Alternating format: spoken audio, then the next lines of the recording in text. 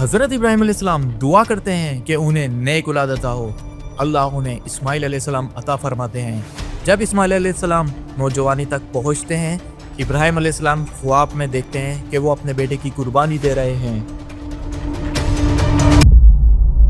وہ اسماعیل علیہ السلام سے اس خواب کا ذکر کرتے ہیں اور اسماعیل علیہ السلام اپنے والد کی اطاعت میں قربانی کے لیے تیار ہو جاتے ہیں۔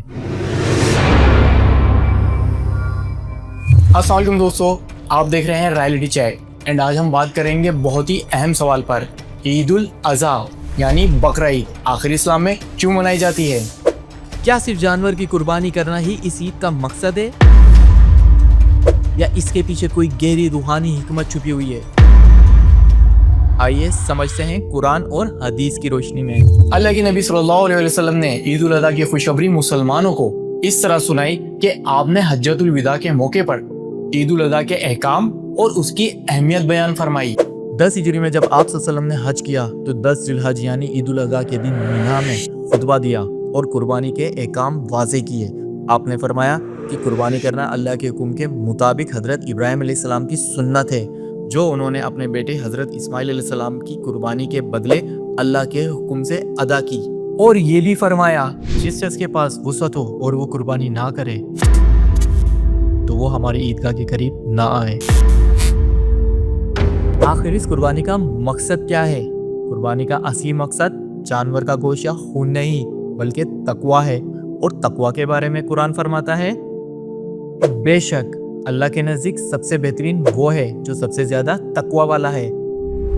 یہ عید ہمیں یاد دلاتی ہے کہ اللہ کے لیے اپنی سب سے پیاری چیز چھوڑ دینا یہی اصل عبادت ہے۔ قرآن میں لکھا ہے نہ تو اللہ کو ان کا گوشت پہنچتا ہے اور نہ ان کا خون، بلکہ اس تک تمہارا تقویٰ پہنچتا ہے۔ قرآن میں فرمایا گیا ہے قربانی کے گوشت میں سے خود بھی کھاؤ اور فقیروں اور غریبوں کو بھی کھلاؤ۔ قربانی کے گوشت کو 3 حصوں میں تقسیم کرنے کے بارے میں اسلامی تعلیمات کے مطابق کچھ اہم باتیں آپ کو بتاتے ہیں۔ صحابہ کرام اور علماء کے طریقے کے مطابق قربانی کا گوشت 3 برابر حصوں میں تقسیم کرنا مستحب ہے، یعنی یہ کوئی واجب عمل نہیں۔ اس کی تقسیم اس طرح کی جاتی ہے: 1/3 غریبوں اور مسکینوں کے لیے، یہ حصہ صدقے کے طور پر مستحق لوگوں کو دیا جاتا ہے۔ 1/3 رشتہ داروں اور پڑوسیوں کے لیے، یہ حصہ رشتہ داروں، دوستوں اور پڑوسیوں کو تحفے کے طور پر دیا جا سکتا ہے، چاہے وہ مالدار ہوں یا غریب۔ 1/3 اپنے گھر کے لیے، یہ حصہ قربانی کرنے والے اور اس کے گھر والوں کے استعمال کے لیے رکھا جاتا ہے۔ لیکن اگر کوئی شخص سارا گوشت غریبوں کو بانٹ دے یا اپنے گھر کے لیے رکھ لے تو شرعاً اس کی اجازت ہے، وہ چاہے تو غریبوں کو بانٹ سکتا ہے اور وہ چاہے تو سارا گوشت گھر بھی رکھ سکتا ہے، تاہم شرعی حکم پر عمل کرنے کی فضیلت زیادہ ہے۔ اس تقسیم کا مقصد سماجی ہم آہنگی، غریبوں کی مدد اور رشتوں کو مضبوط کرنا ہے۔ یہ عمل خیرات، سخاوت اور دوسروں کے ساتھ خوشی بانٹنے کی ترغیب دیتا ہے۔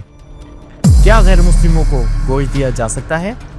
ہاں، غیر مسلم پڑوسی یا مستحقین کو قربانی کا گوشت دینا جائز ہے، کیونکہ یہ عمل خیرات اور حسن سلوک کا حصہ ہے۔ قربانی کا جانور شریعہ کے مطابق مناسب اور صحت مند ہونا چاہیے۔ یہاں کچھ اہم شرائط ہیں جو قربانی کے جانور کے لیے ضروری ہیں۔ عام طور پر قربانی ان 4 قسم کے پالتو جانوروں کی جا سکتی ہیں۔ نمبر 1 بکرا یا بکری، نمبر 2 دمبا بھیڑ، نمبر 3 گائے، بیل، بھینس، نمبر 4 اونٹ۔ چھوٹے جانور جیسے کہ بکرا، دمبا، بھیڑ صرف ایک شخص کی قربانی کے لیے کافی ہوتا ہے اور عمر میں کم از کم 1 سال کا ہونا لازمی ہے۔ بڑے جانور جیسے گائے، بیل، بھینس کی قربانی 1 سے 7 لوگ مل کر کر سکتے ہیں۔ عمر کم سے کم 2 سال ہونا ضروری ہے۔ اونٹ کی قربانی میں 1 سے 7 لوگ مل کر قربانی کر سکتے ہیں۔ عمر کم سے کم 5 سال ہونا لازمی ہے۔ اللہ کے رسول صلی اللہ علیہ وسلم نے 4 قسم کے جانوروں کی قربانی کو منع فرمایا ہے۔ پہلا، اندھا یا آنکھ سے محروم جانور۔ دوسرا، ظاہری طور پر بیمار جانور۔ تیسرا، واضح طور پر لنگڑا جانور۔ اور چوتھا، بے حد کمزور جانور۔ بقرہ عید صرف گوشت کھانے اور تصویریں پوسٹ کرنے کا نام نہیں، یہ ہمیں یاد دلاتا ہے اپنے نفس کو قربان کرو، اپنے مال کا حصہ غریبوں کے لیے نکالو اور اللہ کی رضا کے لیے कुछ छोड़ने की सलाहियत पैदा करो। ईमान सिर्फ ज़बान से नहीं, अमल से भी ज़ाहिर करो। अगर आपको ये वीडियो इन्फॉर्मेटिव लगी हो तो लाइक करें, शेयर करें और चैनल राहिलिटी चेक को सब्सक्राइब करना ना भूलिए। मिलते हैं अगली वीडियो में। ईद मुबारक।